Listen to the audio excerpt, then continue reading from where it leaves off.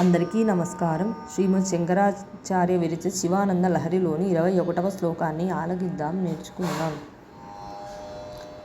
ధృతిస్తంభాధారాం దృఢగుణ నిబద్ధాం సగమనాం విచిత్రాం పద్మాఢ్యాం ప్రతిదివస సన్మార్గఘటితాం స్మరారే మచ్చేతః స్ఫుటపటకుటీం ప్రాప్య విశదాం జయస్వామిన్ శక్త్యా సహ శివగణైః సేవిత విభో.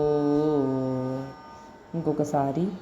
ధృతిస్తంభాధారాం దృఢగుణ నిబద్ధాం సగమనాం విచిత్రాం పద్మాఢ్యాం ప్రతిదివస సన్మార్గఘటితాం